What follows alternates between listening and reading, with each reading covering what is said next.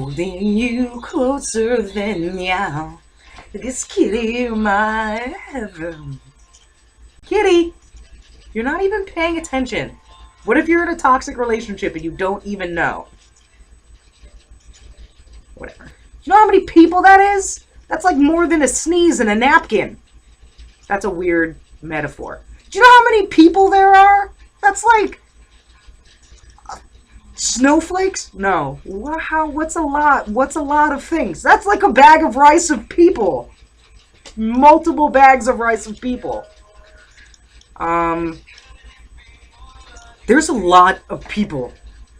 That's good. See that? See how I was like, serious face. And action.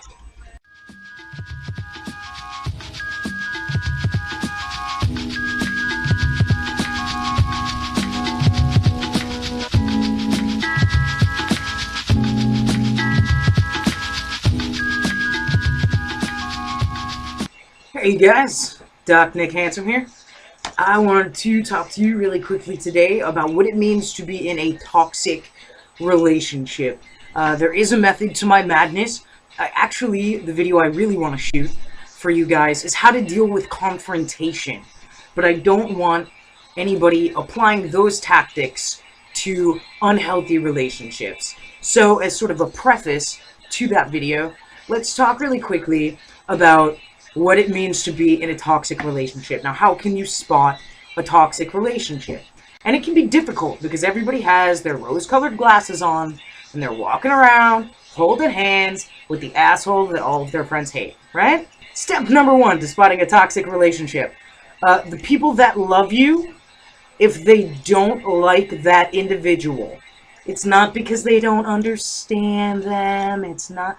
barf, no. But they can see that because they care about you.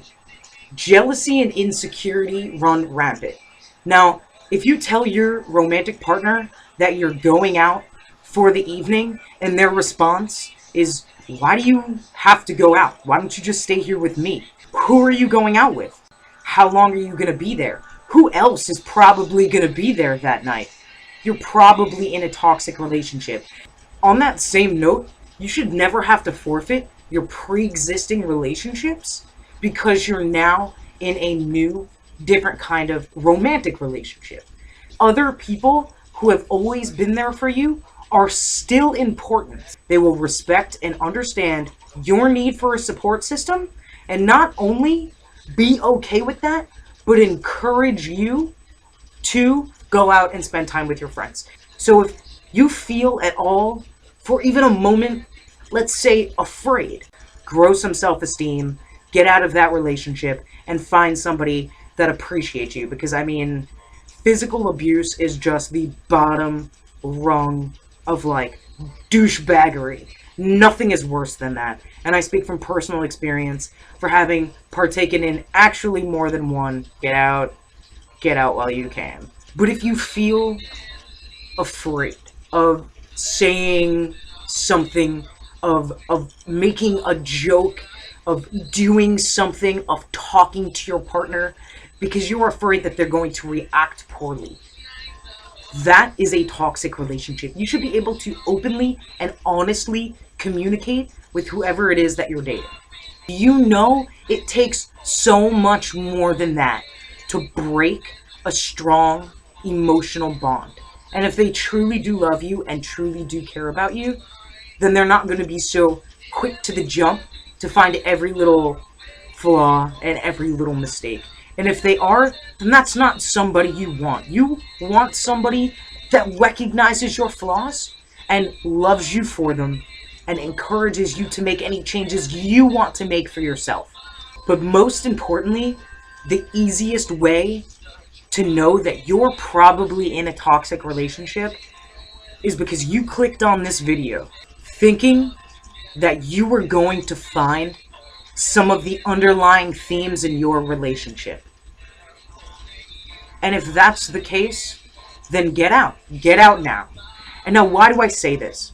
It's because, yes, there are a super shit ton amount of lots and lots of fish in the sea.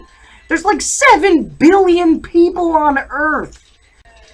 There's a lot of people out there.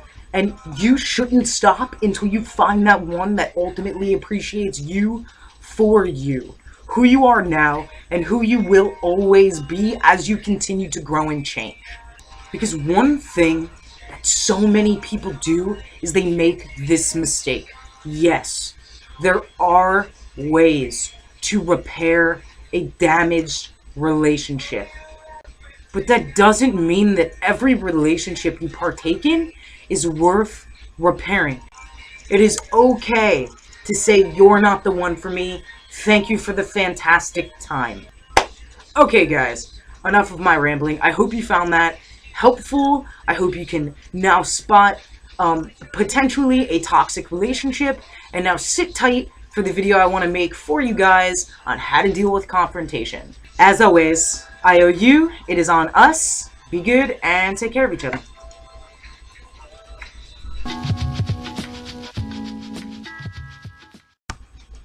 Hey guys, okay, lastly, YouTube suggests that I do something called a call to action, wherein I ask you to like and share my videos and subscribe to my channel.